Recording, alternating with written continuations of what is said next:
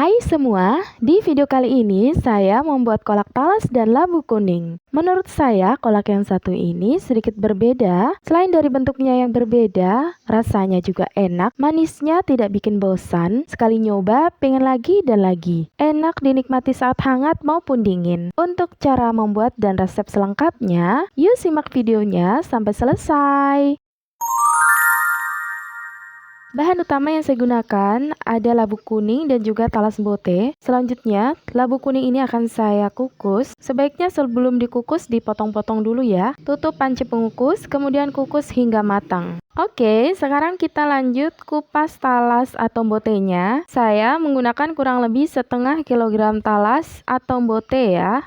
Setelah selesai dikupas, langsung rendam ke dalam air supaya warnanya tidak menjadi gelap. Lalu cuci talas dan tiriskan. Selanjutnya, potong talas sesuai selera. Bisa dipotong bulat seperti ini atau dipotong dadu seperti kolak ubi pada umumnya. Nah, setelah selesai dipotong, selanjutnya masukkan kembali talas ke dalam wadah. Kemudian, cuci kembali talas hingga getahnya sedikit berkurang. Tandanya sudah tidak terlalu licin ya. Nah, setelah selesai dicuci, masukkan talas ke dalam panci untuk direbus. Rebus talas dengan 700 ml air, kemudian tutup panci dan rebus hingga mendidih. Sambil menunggu rebusan talas mendidih, kita akan lanjut mengolah labu kuningnya. Ini labu kuningnya sudah matang, bisa dimatikan kompor dan angkat labu kuningnya.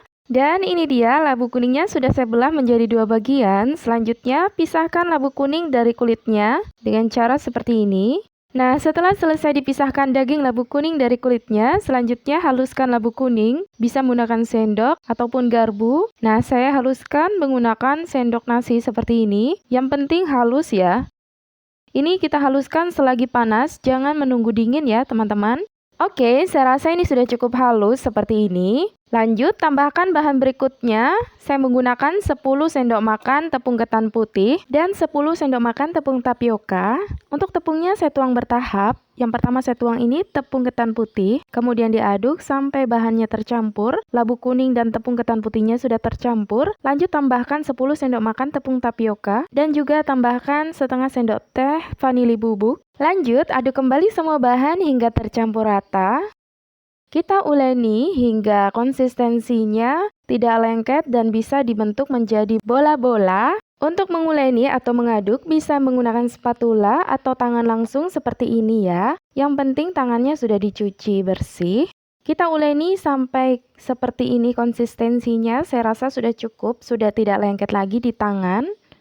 Nah, seperti ini sudah bisa dibentuk menjadi bola-bola. Sisihkan dulu adonan labu kuning ini, lanjut lihat rebusan talas yang sudah mendidih. Nah, selanjutnya tambahkan perasan santan. Ini perasan yang kedua ya, sebanyak kurang lebih 500 ml.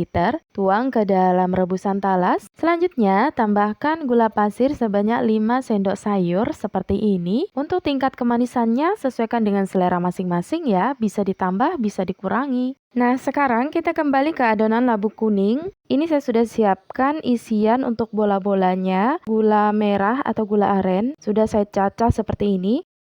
Ambil sedikit adonan labu kuning, kemudian bulatkan dan isi dengan gula aren. Lalu tutup adonan dengan cara dicubit-cubit seperti ini. Kemudian dibulatkan dengan kedua tangan hingga tertutup rapat supaya nanti kalau matang tidak gampang pecah ya. Nah, kalau sudah berbentuk bola seperti ini, langsung rebus bersama dengan talas. Kemudian lanjutkan membentuk adonan labu kuning sesuai dengan selera, bisa bola-bola seperti ini, bola-bola besar ataupun bola-bola kecil seperti ini. Lakukan hingga semua adonan labu kuning habis. Nah, setelah mendidih beberapa saat, tambahkan santan perasan pertama sebanyak 1 liter. Kemudian tunggu hingga mendidih kembali. Sesekali bisa diaduk supaya santannya tidak pecah.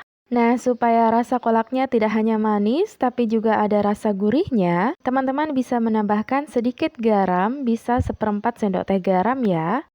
Untuk bentuk adonan labu kuningnya sendiri ini bermacam-macam ya. Ada yang bentuk bola besar seperti ini berisi gula aren. Kemudian ada juga yang bola-bola kecil, ini tidak ada isinya. Ada juga yang bentuknya seperti cendol, seperti ini saya pilin tadi adonannya. Nah, ini kita tunggu sampai airnya mendidih, kita masak dengan api sedang saja. Sesekali bisa diaduk supaya santannya tidak pecah.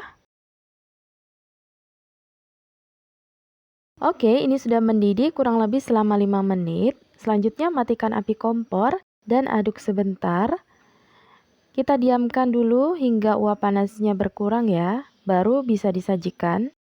Nah, kalau sudah hangat atau uap panasnya sudah turun, bisa disajikan dalam mangkok atau gelas sesuai dengan selera. Bisa dinikmati hangat-hangat seperti ini, atau bisa juga dimasukkan ke dalam kulkas dulu ya, supaya suhunya makin dingin. Jadi rasanya selain manis juga segar. Beneran deh, kolak yang satu ini rasanya enak, selain manis juga ada rasa gurih-gurihnya. Jadi rasanya nggak ngebosenin. Talasnya empuk dan lembut bikin kolaknya makin terasa creamy. Dipadukan dengan olahan labu kuning yang terasa kenyal dan lembut, tidak alot sama sekali walaupun sudah dingin.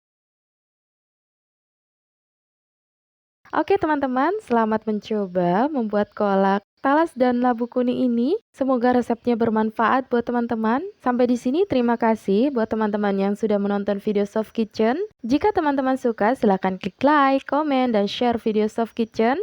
Dan untuk mendapatkan notifikasi video terbaru dari Soft Kitchen, silahkan klik subscribe dan nyalakan lonceng notifikasinya. Sampai jumpa di video selanjutnya, insya Allah. Bye-bye.